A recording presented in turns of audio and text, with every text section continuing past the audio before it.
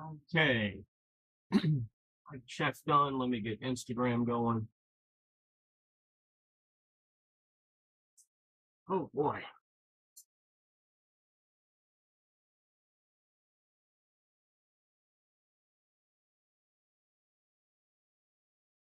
All right, folks. Just tuning in here. I'm trying to monitor two streams here at the same time. We've got our Streamlabs stream going over here. I've got our Instagram stream going over here. Doing my best to uh, manage both of these at the same time. So earlier this week, I think it was Wednesday, Big Fred Custom sent us over a message seeing if we wanted to test print, demo print his new Phase 1 Clonetrooper helmet. When he announced this project, I sent him over a little message verifying that he was going to do a couple of details because we happen to be working on a similar helmet model at the same time. So thank you, Fred, for saving us a lot of problems. On our big stream here, you're going to see that we have an affiliate link up. I don't know if I did this intentionally today, but you'll basically just go to 3dfuel.com/850armorworks and use coupon code 850armorworks. We printed this in their PCTG Pro in flat dark earth color. We've been a customer of 3D Fuels here for at least most of this year.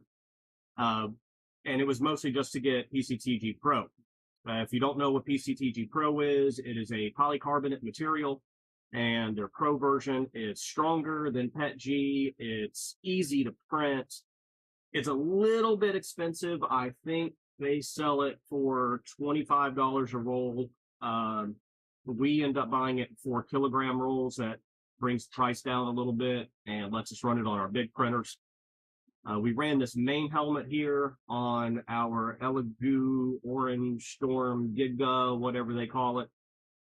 It ran for, we went ahead and did both the upper dome and the main helmet together. I want to say it ended up being a 37-hour print at 0.3 layer height using a 0.6 nozzle, which really isn't terrible. We love that printer ever since it got set up earlier this year. It really has been an amazing printer. If you've got space for it, I highly recommend that. If y'all want an affiliate link for Elegoo too, we have a whole bunch of affiliate stuff that we're trying to get launched. We have 3D Fuel, Elegoo, Anycubic, and maybe, Sunloop. Those are all the 4 primary brands we use anyway. So I'll never recommend something we don't use. So if y'all are hearing that, go on over to them, check them out. So what we're doing here is, this is fresh off the printer. This is so fresh off the printer. I haven't pulled this off the build plate. I did pull the dome off the build plate. This is still on the build plate because I did notice something a little funky here with the design. The beak is not connected to the rest of the helmet. He does have the accessory details separate. So he's got the inset nose bridge. It's separate. We didn't print that yet. All we were concentrating on was getting the main helmet done and the removable collar here done. The removable collar, I'm going to have to excuse me while I try to get this on appropriately. This is basically how it's going to situate, and he's got it all set up with magnets.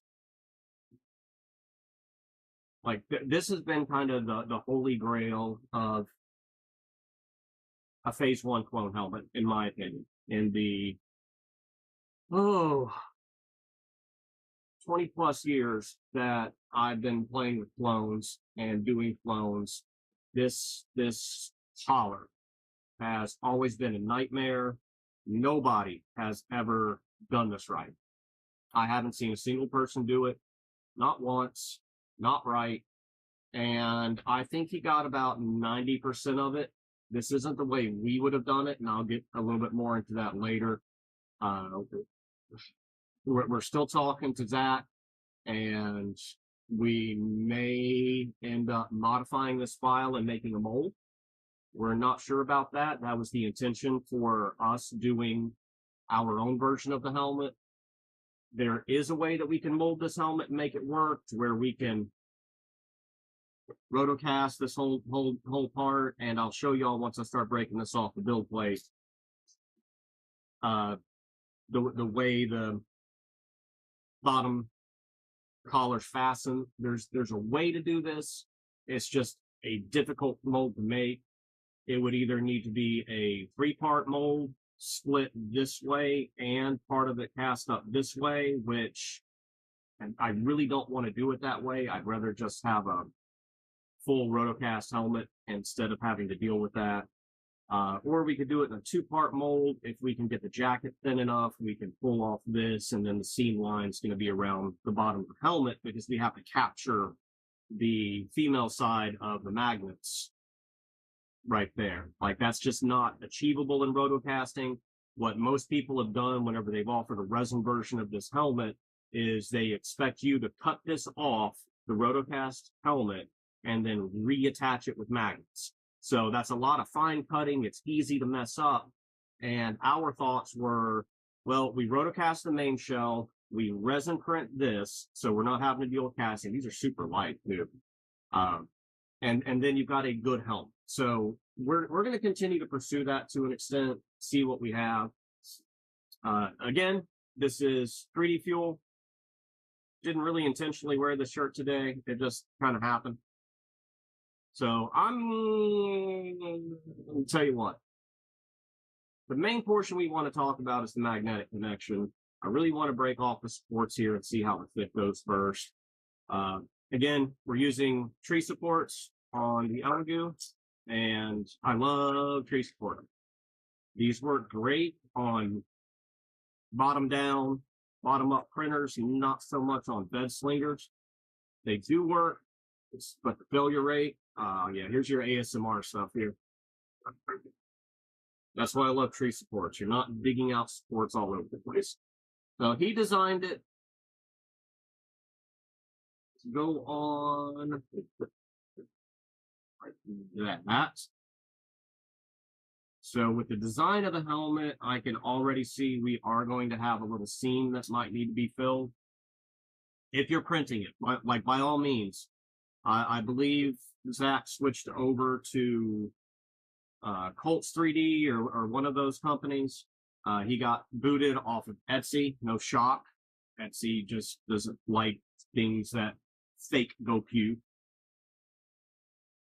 And maybe y'all can see it here on Instagram a little bit. You guys are gonna have to like zoom in, just take my word for it here on the rest of the streams.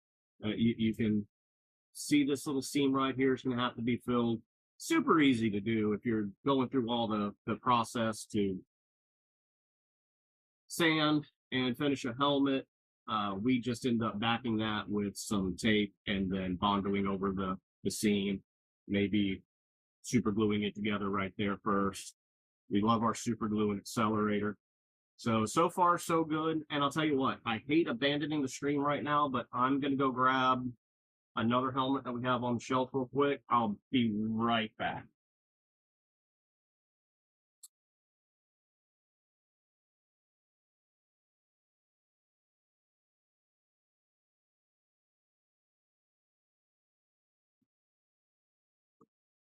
All right. Coming back in here, so we have a side-by-side sample of the two helmets. This is a Bounty Helmets Phase 1 helmet. And on his design, I mean, this one's printed, fully printed, FDM printed. I think it's PET G. I can't really remember. And on his helmets, he has this whole collar just straight in. So on this helmet, I had to cut all that out, fill all the printed stuff with Bondo, sand it down, and that's the only way to get it on your head. Only way. So you're losing out on all that collar, that extra level 52 detail that these clubs have. I'm going to keep this over here for some comparisons. We got a question here from Diego through Facebook on our other stream asking if we paint our helmets with our own hands. We'll do detail painting by hand, or we will mask off the details and then spray. We don't hand paint much of anything. We use, and that's what Megan's in the booth doing right now, we use automotive paint products all the way from first coat to last coat, a single stage. Yeah, I mean, it's just better painting. It's cheaper. It just is what it is. All right, let's move on. I'm going to give y'all this little bit of ASMR stuff. Okay, no plates off. It's easy enough. A little bit more.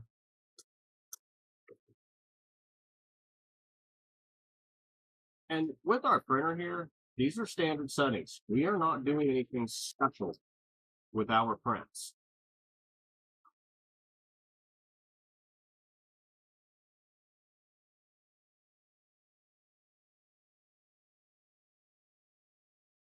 Sports aren't always that easy to come off, but for the most part, they are.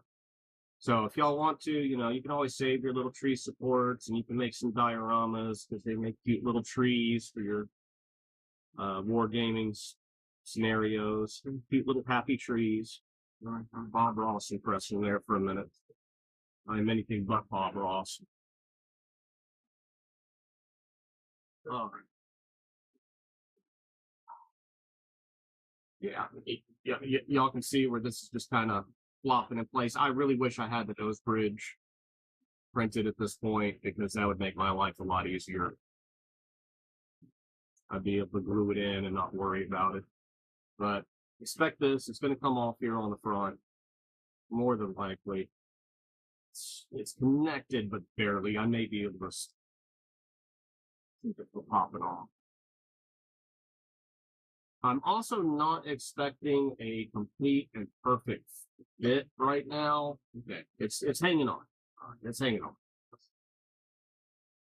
So try to get a little side by side here between the Bounty helmet and the Big Fred helmet.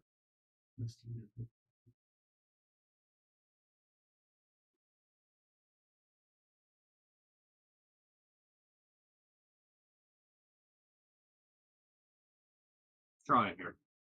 Trying so everybody can see. Yeah, thanks, Diego. I didn't check scaling on it at all. We just ran it straight through. I do know that I'm printing another smaller version for one of our customers here shortly.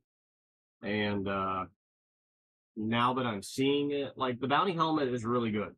It's like I really enjoyed his helmets. I've got phase 1 and phase 2. We've printed a bunch of them, finished a bunch of them. I really like it for a design. It's a good helmet, but it's just missing this collar. This collar is the most important thing to me. Kind of wish I would have installed some magnets already, but we're just going to have to see how this fits on its own. So I don't know how much you guys can see it.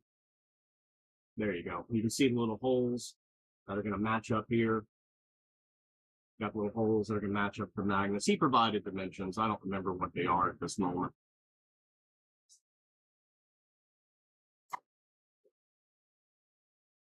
Yeah, that's a pretty good fit.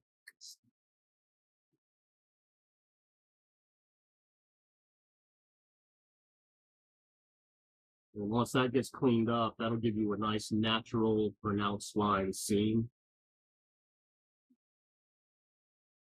Just going to have to turn this thing upside down. I don't think there's any other way to do it.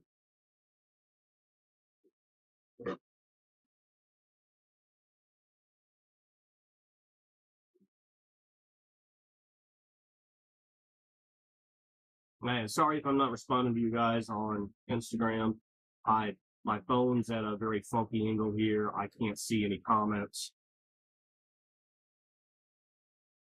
I'll try to get back to them later. There we go. So upside down, we're pretty good to go. As y'all saw, this is no sanding. This is no additional fitting. This is just straight up raw print to raw print.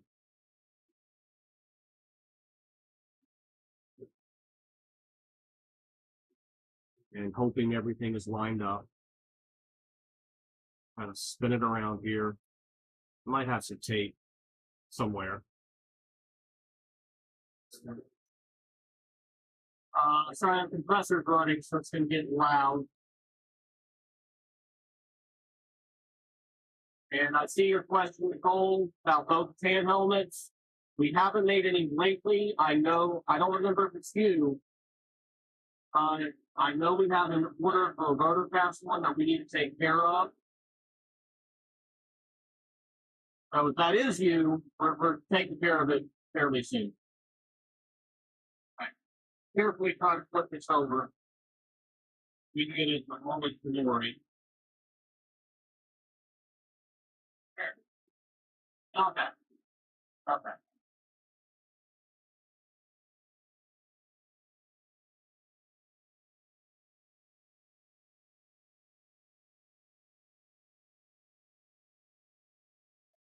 All right. That's kind of what the other is compressor keep running. Yeah, Megan's paying. So we have to keep the compressor running. I'll pick up the phone for the Instagram side, easier and put them side by side.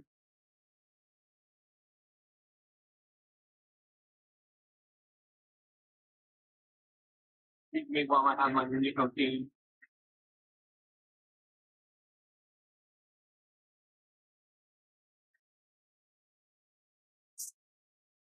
There you go, compressor's done.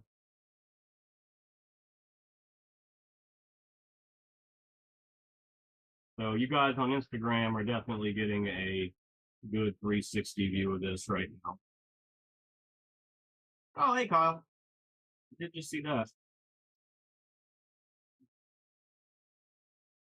He's even got it negative recessed here. He does have a file for the little red book brake lights. He put an LED in there so you can have your level 52 status and have it light up.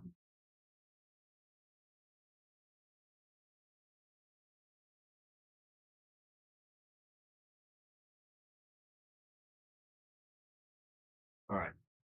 I'm gonna get the bounty helmet here side by side with it.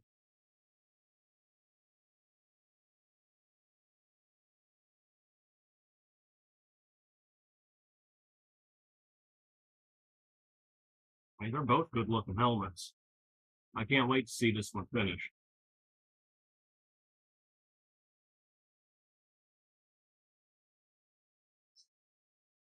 Carefully turn it around.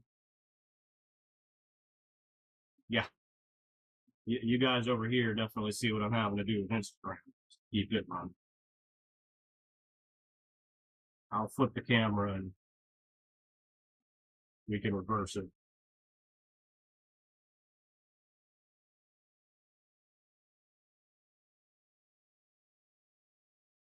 So it's obviously missing some details. This part was separate. This part was separate. You got the brake light thingy, the chin greebly in the front, the nose bridge going around.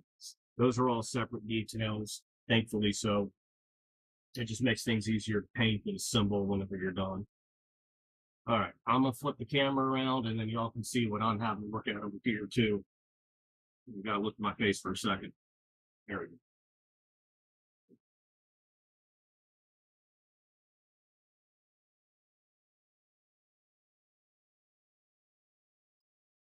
Not sure if I'm getting some forced perspective here.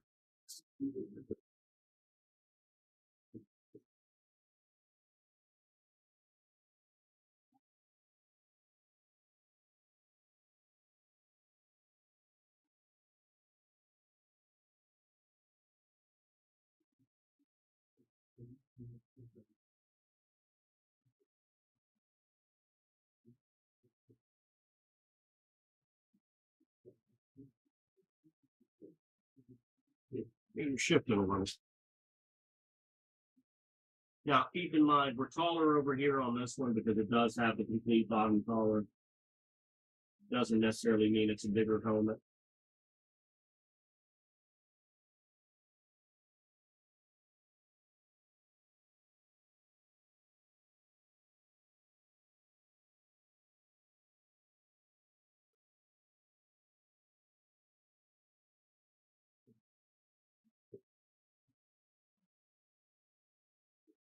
They're roughly the same size.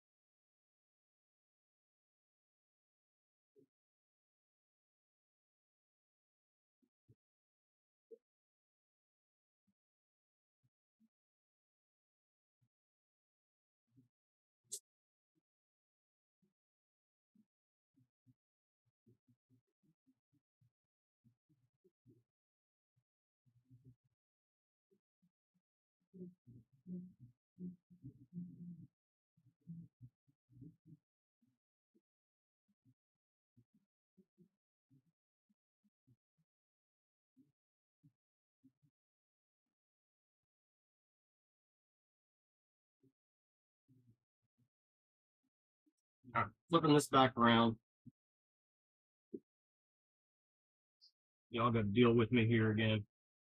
Try to keep Fred's helmet here front and center. This is the primary focal point and entire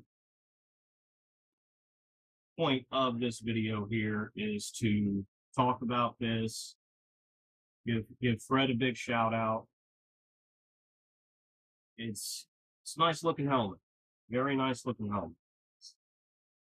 This is just going to end up sitting around for a little bit, and then we'll end up finishing it. We'll discuss our internal plans if we do want to make a mold off of it. And then if we do mold it, we will print the primary helmet from resin so that we're not spending 15 years sanding it down and dealing with print lines, and then start the molding process after that. So I'm pretty happy. I wish I had magnets and everything ahead of time, but I'm also here for your real raw review of Fred's files, which we've been a big fan of Fred for a while. Big Fred's Customs. That's where you're going to go. So I've got some other work to do here today. Megan's painting in the back. I've got some back forming that needs to get done. But this was the big thing that we wanted to get done. Wanted to show it off. And definitely go out and check out what Big Fred's Customs does. Great affordable models, great affordable Patreon. He probably drops anywhere from 4 to 10 models per month. Some of them are new, some of them from a back catalog. I know we've been subscribing to him for probably going on 2 years now. So he's definitely worth a subscription. We've also having a chat with somebody on Instagram for a second last night through DMs, talking about how he got a bad set of files from Colts 3D, which I can't tell you how many times that we have bought files that looked great in the renders, but by the time you print it or you get it into your slicing software or you get it into your model software and start messing with it, it just doesn't look the same. So we highly recommend Big Fred's Customs, Mystery Makers, Cam and Leon FX. We also subscribe to Dungeons and Starships for kind of our mostly non-Star Wars kind of stuff. We haven't really produced a lot of things from them, but they're great people, make great models. And we also do subscribe to Galactic Armory. Not going to say anything patronizing, but we don't use everything of theirs. Their weapons are pretty good. They've got a nice variety. It doesn't cost too much. We do have to watch some of the accuracy. So It's not always up to club level stuff, so we either have to make modifications or just use a different file. But the other guys have been really great. Mystery Makers is great for armor and weapons. Cam and Leon is great for Mandalorian files. Fred is great for a variety. So that's where we are on this stuff. So when I'm closing out, again, check out that affiliate link. It's really simple. 3dfuel.com/850armorworks and use coupon code 850armorworks at checkout so that you can save on getting some really great quality filament made in the USA. We're going to start doing more of this affiliate stuff later. We support makers. We support good companies. We support good products. Go out there, get them. You order enough, they'll send you a free t-shirt or hat or some other kind of swag along with it. I am going to close out our big live stream right now. I have work to do. And then I'm going to end Instagram here in just a second. It's a little different.